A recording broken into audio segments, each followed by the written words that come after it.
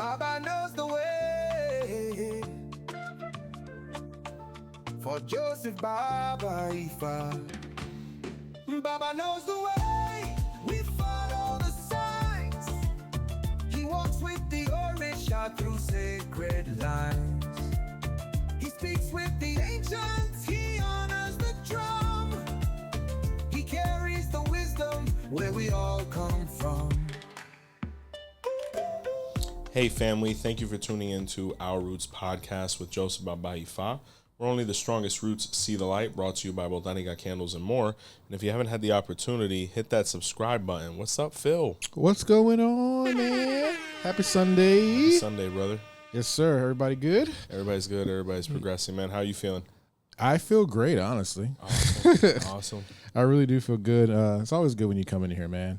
And you know what else is super good? Our membership program. Our membership program, folks. That's right. It's real simple. There's a little button right under this video, and it takes you to a great place. We have 3 separate tiers. Each tier offers its own different perks, whether it's extra episodes, discounts on merch, just shows just for you guys, just live show just for you, early releases, all that stuff. And shout outs at the end of the show. So make sure you go ahead and click that button and join today. Absolutely, family. And if you're in the membership program, thank you so much. And if you know someone that could benefit from it, be sure to let them know about it. Be sure to look into our workshops that are coming up in Atlanta and New York this year as we get into another swing. Definitely got some spaces available. Can't wait to see all of you guys there. It's going to be a very exciting 48 hours. So exciting stuff all the way around for the channel in general.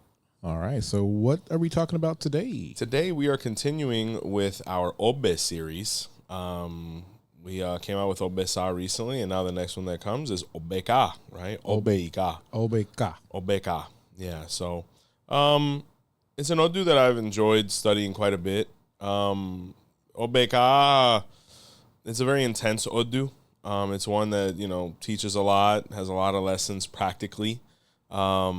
And there's a bunch of Patakís that kind of reiterate its concepts. Ogbe Ika has a Patakí that speaks of when Orunmila was in a hurry, right? He had been given the opportunity of a new position to be the head priest in another land, and he wanted to get there already because he was going to be compensated very well for it. And apart from that, it was the position of a lifetime. So he read himself beforehand, and his own Odu of Ogbe Ika was revealed, where Ifa told him he needed to perform sacrifice with a rooster to Eshu. But being that he was, moving so quickly and, a little bit disorganized and desperate and, elated as well, he was very excited. He said, I'll give him the rooster when I get there. Big mistake. So he sets out on his journey, right, his escapade, and Eshu's looking at him like, man, I really need to help him because I know he didn't do it maliciously, but I need the rooster to be able to protect him. Because what Orunmila didn't know is that other people had heard that he had been given this position and was going to be heading to Ife very soon. So they wanted to catch him on the way there and assault him and ultimately kill him out of jealousy and envy. So Orunmila, along the way, is completely oblivious. He's getting to the part, where the jungle and all these different things, and Eshu's like, I really got to help him, So Eshu, with his influence, gave Orunmila the irresistible urge and desire to use the bathroom. Which number, I'm completely unsure. But he out of nowhere was like, I got to go. So he ran into the woods, and the assailants, right, or the assassins further down got tired of waiting for him. Based on the time, they said he should have walked by now. They went onto the street and or the path and revealed themselves. And when they saw that Orunmila wasn't there, or that he wasn't anywhere in sight, they said, hey, he probably is going to come back tomorrow. We'll just move on and we'll be ready again tomorrow. So around that time when they were leaving, Orunmila walked out onto the path and he saw Eshu. And, he said, what are you doing here? He said, no, what are you doing here? Did you give me my rooster? And he was like, no, I was going to give it to you when I got to Ife. He said, yeah, but what if you wouldn't have made it to Ife? And he's like, oh, I didn't think about that. He said, you see those guys over there? He was like, yeah, they look really suspicious. He's like, they were going to kill you today. And I gave you the urge to use the bathroom to save your life. So Rula was completely thankful. He found a rooster, fed Eshu, and he proceeded to Ife in the most streamlined way possible. When he got there, he was rewarded, he was celebrated, he received accolades. He became the Onife's personal Bawalawo. It was just a great situation all the way around. But from that day forward, he never postponed or prolonged the offerings he had for the Orishas. He always did things in an organized fashion from that point forward, and things went wonderfully. So if we interpret this Odu, Obeka is somebody that's blessed, somebody that is going to receive offers, opportunities, dreams could come true, frankly. But we have to be organized, because sometimes either the desperation for funds or the elation that comes from accomplishing something as big as what Oromila did for himself here can cause us to be unorganized. And when that occurs, that's when mistakes occur. Mistakes can be minimal or they can be tragic. So Ifa says in this Odu, the person has to get things done, and they have to get them done in an expeditious fashion to not leave room for negativities to interrupt their progress and what is predestined for them. Obeka is meant for greatness. Obeka is meant for recognition. But to be able to get there, we have to be organized and disciplined so that any of the haywire that exists in nature doesn't interrupt our progress and goals. Eshu is, I would say, the most important Orisha in this Odu, apart from Oromila, of course. But it was Eshu who cleared the path for Obeka. So whenever the person has a desire to move forward, progress, any of the above, the first thing they have to get organized with is to give that rooster to Eshu. Now, all of the signs speak of giving a rooster to Eshu, but Obeka is of paramount importance when it comes to that, because it was through that he was able to avoid death, avoid assault, avoid obstacles, distractions, all those different things, which allowed him to thus assume the position that he had been waiting for so long. So definitely, you don't want anything pending with the Orishas here. Making sure Eshu's up to date, all of the Orishas are up to date. The rooster to Eshu on an annual basis is key here. This Odu also states that the person has to be very careful with their internal health, right? The organs, their organic health, all of these things. But it speaks heavily of the kidneys and the liver, the digestive system, anytime we use the bathroom, things like that. Because in this Odu is where the phenomena manifested of where the Orishas induced the need to use the bathroom to save the person's life. I actually have a personal, anecdote about this Odu and about this phenomena. So we had actually just gotten a ceremony done for someone, and we were transporting ourselves back to the house. Now, this gentleman was a son of Eshu, or is a son of Eshu. And, we're on, I think it's I-4, around the point where it hits Champions Gate, or is it Highway 27? I think it was Highway 27, what have you. But out of nowhere, we're running a little bit behind because Orisha, works on its own schedule. He was like, yo, I really got to use the bathroom. I said, dude, we're about to get to the house. Like, this can't wait. Older gentleman, he said, hey, Padrino, can't wait. I said, okay, let's go. So, we stop and, he does his thing inside. We get something to drink and we kind of refuel. And then we leave. But the ironic part about it was his Eshu was in the car. Now, when we get from that Wawa and we get back on the expressway, it was the wildest scene. It had just happened. There was this huge monumental pileup that occurred.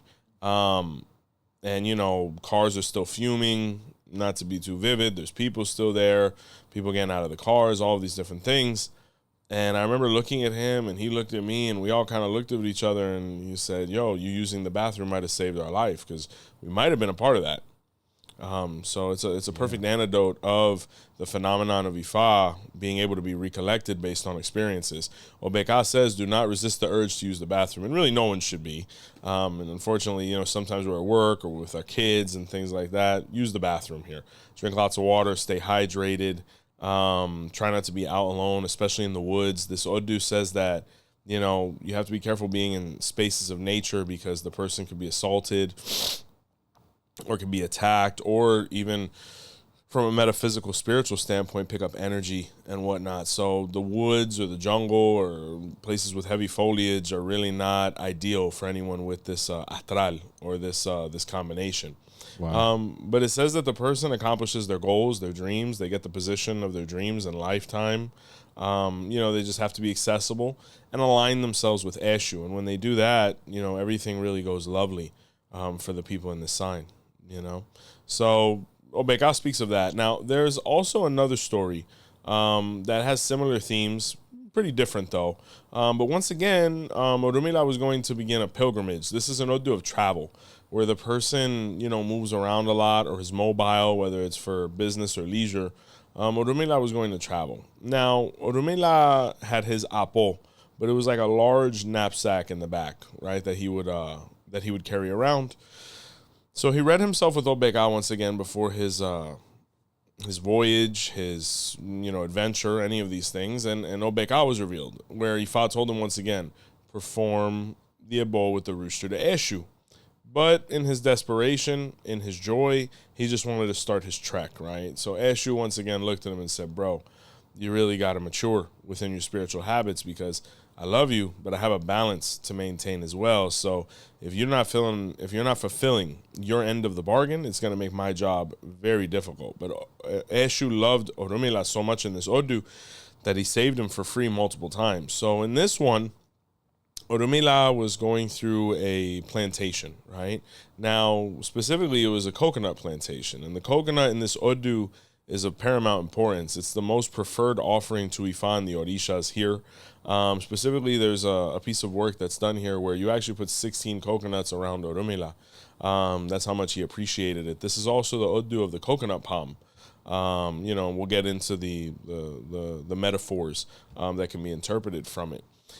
But Orunmila arrived at a coconut plantation, and he fell asleep under a coconut palm. Now, mind you, he fell asleep, his knapsack was open, and coconuts fell inside of his bag. Now, he's completely unbeknownst to this. He's sleeping, but he didn't know that there was an assailant or there was a thief that was stealing the coconuts from the plantation, and the farmer was really tired of it. So, Orunmila's sleeping, and the farmer comes around and sees some random guy on his property, and he says, what are you doing here, and who are you? He says, my name is Orunmila. Baolao, just passing by, fell asleep under your tree, I'll be on my way. And the guy looked at him in his open knapsack and things like that and said, can you show me what's in your bag? He said, I can, but why should I? He said, well, there's this guy who's been stealing coconuts from me. I just want to make sure it's not you. And Orunmila was like, yeah, I don't steal from nobody. You're more than welcome to look in. There's no coconuts in there. But when the guy opened the bag and saw the coconuts in it, he's like, oh, you thief. And he pulled out a knife on Orula. And he went to stab Orula. Orula grabbed the knife, and when the guy, retreated the knife back, it sliced Orunmila's hand. So Orula was able to escape with his life, went into hiding. But the guy went to the government and said, hey, I think I found the coconut thief. And they were like, well, how do we identify him? He said he has a cut on his hand. And they were like, okay, let's call everybody in. So they start calling everybody in. They're combing the countryside for everybody. They're soon going to find him. And Eshu appears to Orunmila. And Orula was like, oh, hey, it's you. About time.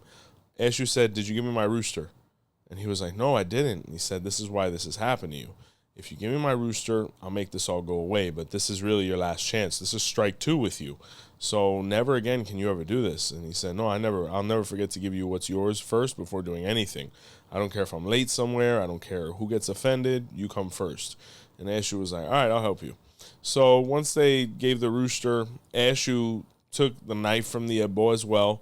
And while everybody was sleeping, he actually cut into all of their hands, right? So they could have a line or a mark or a cut that resembled Orunmila's, right? So the next day, when everybody goes in to be tried, the king, looks at the farmer, and the farmer says he has a cut on his hand. So Orunmila at that moment actually walked up, and the farmer said, that's him, that's him. And when they opened his hand, surely he had a cut. But Orunmila said, I'm being accused for having a cut on my hand. Does anybody else have a cut on their hand? And when everybody opened up their hands, they were all cut, right? They were all scabbing and recovering. Even the king. So the king looked at the farmer and said, case closed, this guy's innocent because Lord knows I didn't do anything. And that's how Orunmila was able to escape incarceration, right, from lack of doing ebo. To the point where after that all occurred, and the king heard that Orunmila was a babalawo, he actually contracted him to be able to perform his spiritual work, right? So another perfect example of Eshu. In this Odu, Orunmila was offered a great position. He was offered, opportunities. Ogbe Ika is somebody that's mobile. They might do better outside of where they live or what they're used to or where they're, actually residing at the moment. They might be much more, mobile. But the biggest mistake Orunmila did, once again, was not feeding Eshu. It's of paramount importance that Ogbe Ika feed Eshu, a rooster, at least once a year, right? It really is a priority, and it should not be skipped, and it should be predated and prepared and all of the funds and everything ready to go, because that's what gives the best results here. But Orunmila here was desperate. He was ambitious, all of these different things. And because of it, it caused him to make the mistake of leaving without being prepared. This Odu says, once again, be very careful in jungles, parks, forests, nature walks, anything like that, because the majority of the problems that Orunmila went through here were in spaces of nature that resembled those characteristics. So he fell asleep under a palm tree. The Odu says that the person cannot fall asleep in random places. They need to sleep in a place where they're secluded, where there's no room for misinterpretation or attack or anything of that nature. The Odu has to be very careful with things falling on them. This is the Odu of the coconut. The person should consume it as much as possible, or any of its derivatives, for all of the benefits. Coconut water, coconut oil, in any way, shape, or form, it's going to benefit them. And their orula should always have 2 coconuts right next to it, because this is the Odu of the coconut palm. Now, the coconut palm is interesting because it's actually a symbol of fertility. You can see other Odus such as Ochebile that speak of it. Now, they say that, the coconut is a metaphor for either, the male or female reproductive specimens, right? Eggs, sperm, things like that, forgive me. But it's also a metaphor for the male anatomy, right? Where you have the coconuts, you have the palm tree, and it says that, the person has to be very careful in their intimate life and make sure their intimate health is always up to par. But it also speaks of character as well. Ogbe Ika is an Odu that is recognized as having a very strong character, right? And even more so with the women who have this Odu, because it says that the woman resembles the coconut palm, and the coconut palm has 2 specimens up there. They're a metaphor for that which produces testosterone. So we have to be very careful with hormonal imbalances or any issues hormonally, based on the various chapters and stages of life that we go through as we delve into adulthood and beyond.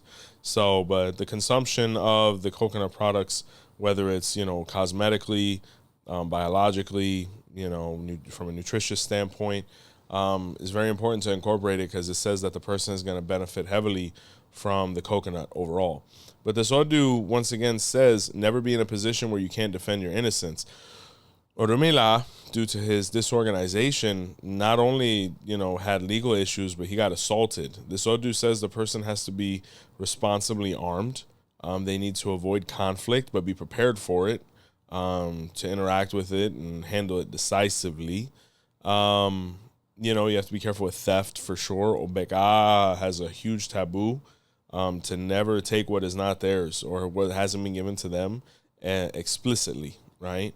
But in this Odu, this is known as the Odu of the palm readers, because it's where the lines of the palms of the hand first manifested. When you look at your palm, you see all these lines and whatnot. They say that those lines are a remnant of when Eshu cut up everybody's palms so that everybody would be held accountable and equal. But this is an Odu of Roma tradition, Gypsy tradition, tarot, but specifically palm reading, right? Where people first started reading palms and the lines on the hands to be able to get an indication of how life was going to go for them. You have the lifeline, the love line, all of these different things is all a result of Eshu. Eshu is technically the father of palm reading, right? Without, his knife, we would have never been able to have the indications that we utilize for that kind of divination. This Odu, once again, says that Orumila accomplished his life's dreams and goals and everything turned out well, but the only way he was able to guarantee that over a lifetime was by attending to Eshu. The day Ogbe Ika stops attending to Eshu is a sad one, because, you know, Eshu literally either makes or breaks their whole life, you know, based on their efforts. This Odu also has another interesting concept. This is the Odu of the flea market. And this Odu is where, you know, spiritual professionals first started consulting people at the marketplace.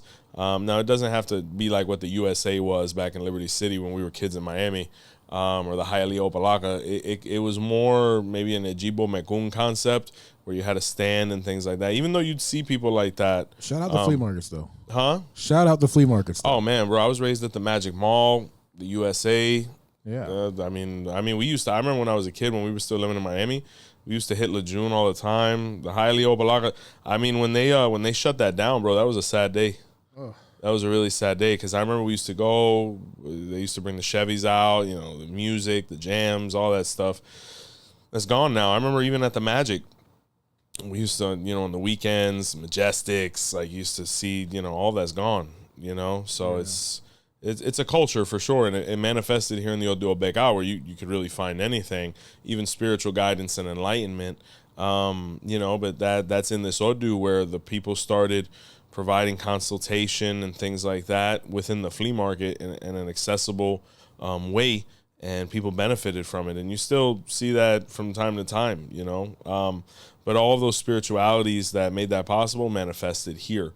So Ogbe Ika is a very divine Odu in that regard. Another thing that manifested in Ogbe Ika was the aura, right? Or like this force field or energetic, you know, emanation that comes from each human being.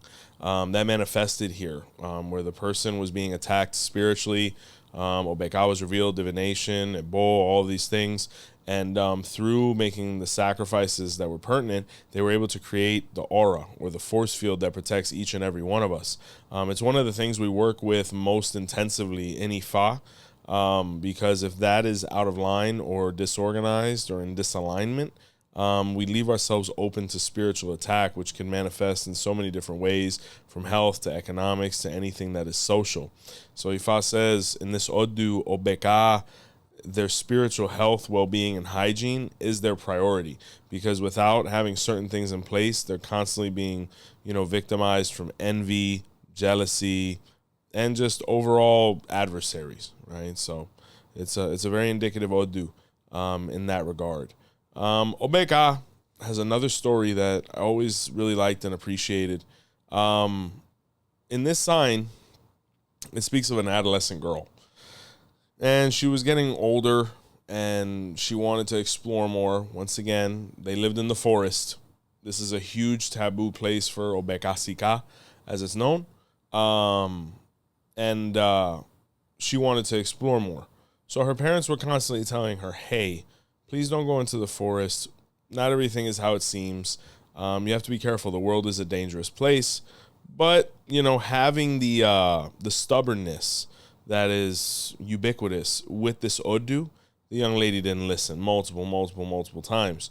Until one day she was in the forest, and three men, you know, criminals, showed up and presented themselves. They saw a 13-year-old girl.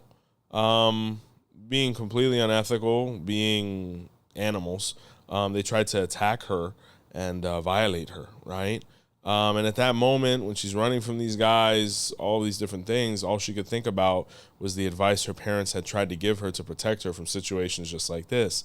But out of nowhere, she saw the sky turn black, rain, all these different things, and she heard a thunder, you know, and saw a lightning strike. And when she looked back, not hearing the footsteps or the running steps anymore, she saw the three men dead on the floor.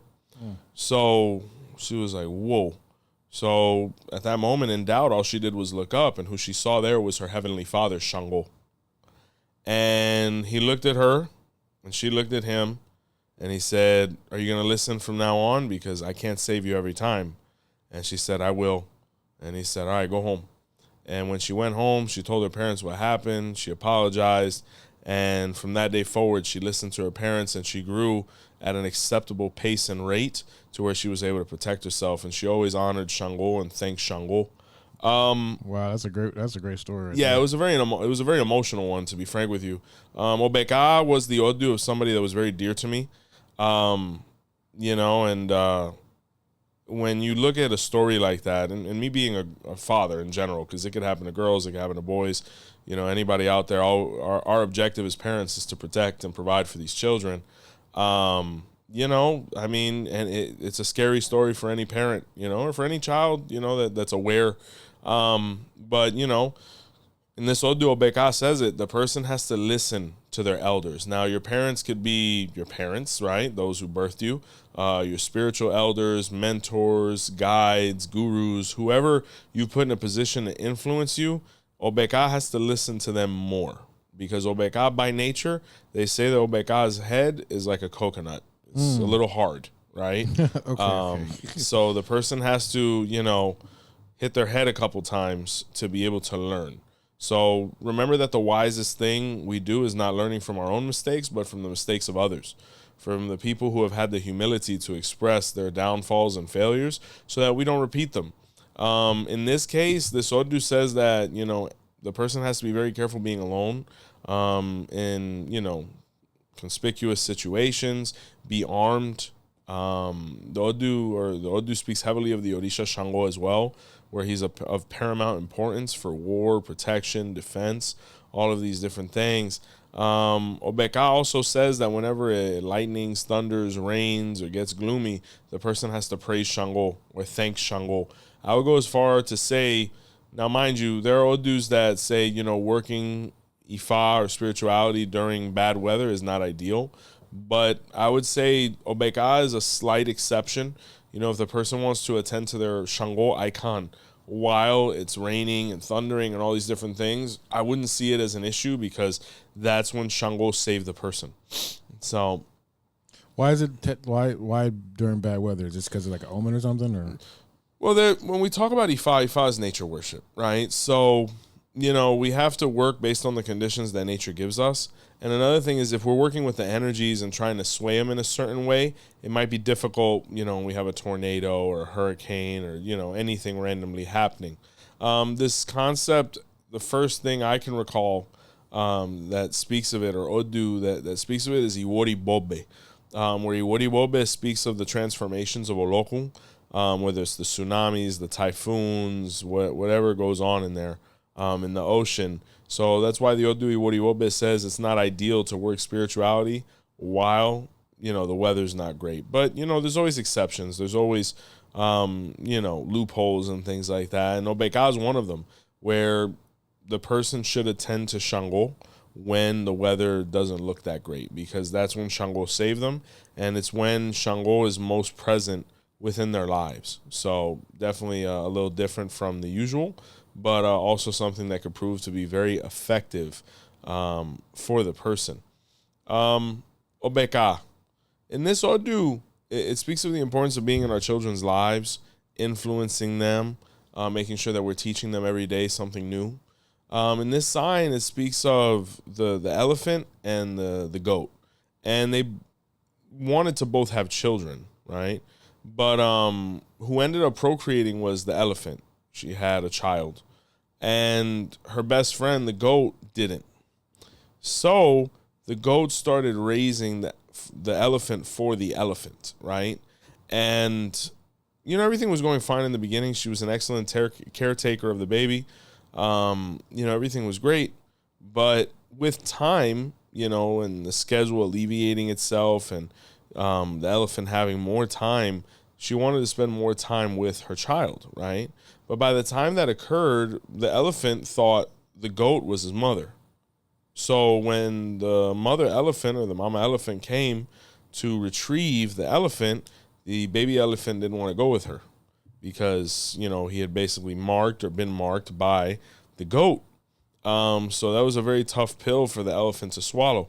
So this Odu speaks of the importance of trying to be as independent as possible and not delegating too much, because the elephant had a busy schedule, had a lot of things going on, and couldn't take care of the child, which is understandable. within moderate terms, daycare and things like that.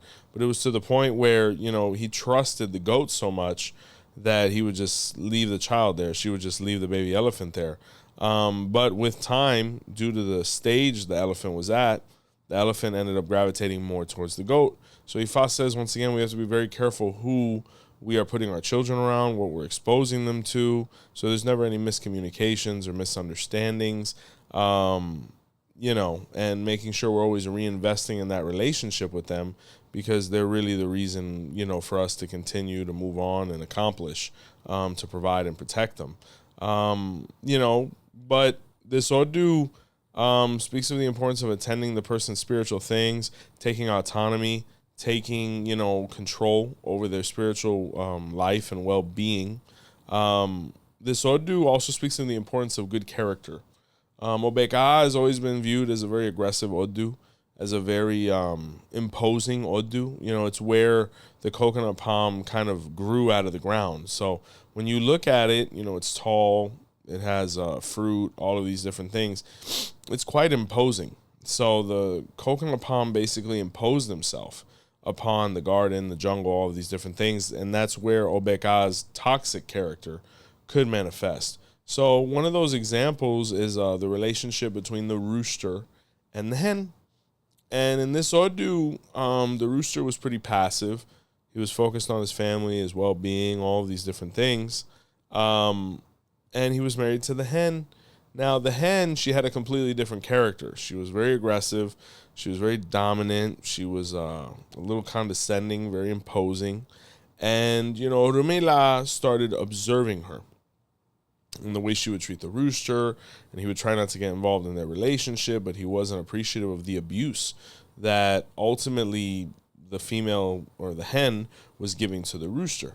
So, one day, he read himself with Ogbe Ika, and, it was identified that he needed to perform a bo with two hens.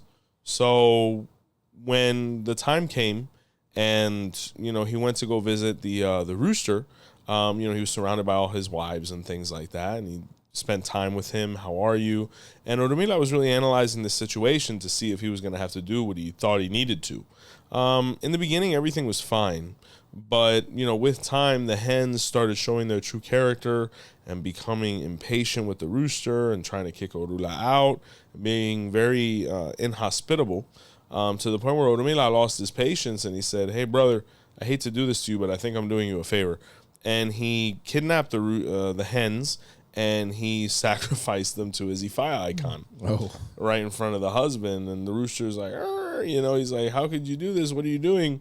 He said, "I'm doing this because, I'm tired of seeing you mistreated, and this is what bad character gets compensated with. So go and find a hen or hens, whatever you're going to do, that are going to respect you and edify you and support you for the good man that you are.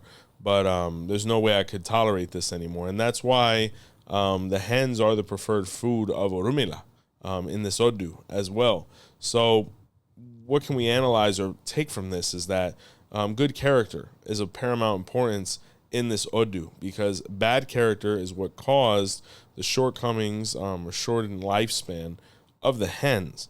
In this Odu, Orumila would analyze people's character to see if they were deserving of the blessings or not.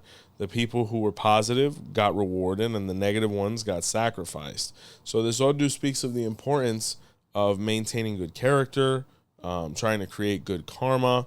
From a relationship standpoint, it speaks of the importance of avoiding toxicity, learning how to converse constructively, to be able to overcome situations, and all of the above, because through her bad character, the hen or the woman suffered here, and through his good character, the rooster or the man benefited and grew here. Now, regardless of gender, anyone can be playing either roles, but Ifa says we have to be very careful with the toxic behavior of this Odu, so that we don't suffer a similar end in the case of the hens. So Ogbe Ika as well, I've heard some people say, hey, Ogbe Ika makes reference to the knife, right? Specifically within the Babalawo community, because of the phrase Ogbe Ika Kwanadu. Now, whether I've found anything conclusively, that connects those two. Not necessarily, but it is an interesting point, so I thought I'd throw it in there. Ogbe Ika actually is an Odu that speaks quite a bit about prosperity. It has a couple verses about the Orisha Aje, where, you know, Ogun and Aje interacted, where they visited each other's house and became very prosperous. Ogbe Ika is also the salesman of coconuts. So it speaks of a lot of prosperity, entrepreneurship, the person accomplishing quite a bit within their realm and industry, to be able to grow and have the capital they want to be able to realize their dreams or invest in their passions and desires in a way where they're able to focus that on a daily basis. You know, if you look at the Odu overall, it's consistent where Orunmila was able to fulfill his function in the space and position that he desired. So through spiritual alignment, offerings, and good character, the person accomplishes quite more than a bit. Ogbe Ika speaks heavily as well of the hunter deities, whether it be Ogun and Oshosi, and Ode, and possibly Obaluaye as well, because it has verses that have to do with the hunt, right? The gun, things of that nature. So it says that Ogbe Ika is going to be somebody that's going to be able to accomplish and catch up to their dreams, whether they seem to be too far at a distance or not. But it also stresses, once again, the importance of being armed and capable to be able to assume situations as they present themselves. But Ogbe Ika is a very potent Odu. It's a very strong Odu. In my experience, it's not one that comes out quite a bit. I've met very few people with it. Is that because, is this like an older one? No, I mean, amongst the Obes, it's one of the we're past the first 8. So he's one of the junior Obes. But, you know, I've noticed this phenomenon within the order of Ifa is that order doesn't necessarily denote, you know, potency or rank per se. Like, yes, there is a protocol. Yes, it is whatever position it's in, but that doesn't mean one of those Odus isn't more potent than other ones. Like, to be frank with you, when I think of the Obes, I mean, Ogbe Ika is really, really intense. It's a very, very obstructive Odu. You know, when you look at the other ones, Obeyekun, Obewenye is very potent as well. Obehunle is very potent. You know, the Odus like that, they're in a kind of a league of their own because they're very powerful. And when I say powerful, you look at the literature that's associated, the character that's described, and then the kind of work that the person has to do to be able to get there and the components that go into it. I can't think of necessarily a more intense or potent Obe than Ogbe Ika, right? And you kind of see it reflected in the characters of the people who have this as a life destiny. But once again, you know, it's counteracted by all the prosperity that they can achieve. So it's really an Odu of balance. If you look at thematically what the Odu says, it says the more the person listens, the more they will achieve. You know, whether it was Orula when he was supposed to listen to Eshu in the beginning in those Patakís, or the young girl with Shango, or the hens with the character of Orunmila that he's left behind as an example within the Ifa corpus. You know, it definitely has to be somebody that listens much more than they express. And when you look at the symbolism of the elephant, you know, 2 big ears and 1 trunk for a reason. You know, we're meant to listen twice as much as we speak. So it's an Odu that, you know, is definitely intense and important and crucial when it comes to the series of the Obes overall. Okay. Well, guess what? Guess what? Oh, man. It's that time. It's that time to take a quick shout out break to all the members who show love to the channel. And if you're wondering, hey, Joseph, how can I show love to the channel? It's real simple. Just join our membership program. There is a little button right under this video, and all you gotta do is click that button. It takes you to 3 separate tiers, and each tier offers its own different perks, whether that's extra shows, early releases, discounts on merch, private videos that Joseph goes into with the comments. Man, there's so much stuff in there. I probably forgot more than we offer. So just make sure you videos at this point. Yeah, we got like there's like 16 or 1700 videos on the channel. So make sure you join the membership program and join up with that. So with that said, it's time to show some love to our members today. Lovely. So we're going to show love to the members that have just joined, whether they are new or rejoined. I'm going to give them a shout out here. Nice, okay? nice. All right, here we go. So we got Felix Mendez. They are a premium super fan. Oh man, they joined about 5 days ago. Nice, welcome. We got Kari Flo. They are a supporter and they joined about 5 days ago. Nice. We got Luis Rios. Thank you. A premium super fan, about 5 days. Okay, pretty we recent. got Caleb Rosales. Okay. Premium super fan, again at 5 days. We got Damage MXMM, a supporter, and they're in at 9 days. Thank you. We got Olua Femi Odajele. Okay. Hopefully I said it right. It was pretty good. But they're a supporter. They're around 12 days. Thank you. And we got Herba Los at a supporter, and they are at 17 days. Very nice family. Once again, if you know anybody who could benefit from the program, let them know about it so you can get in there as well. We can't wait to meet and see all of you at our workshops in Atlanta and New York this upcoming summer and fall. Be sure to check it out so you guys can get in there. BotanicaCandlesandMore.com is up and running for all your product and service needs. We do ship as long as it doesn't break. If you can't watch us on YouTube, be sure to listen to us on all of the podcast apps and platforms. Really great following that we have there as well. Be sure to like, comment, share. Be sure to subscribe. A big thank you from all of us here at Our Roots Podcast. And until next time, see the light. Baba Joseph showed the path today. Baba knows the way, we follow the signs. He walks with the Orisha through sacred lines.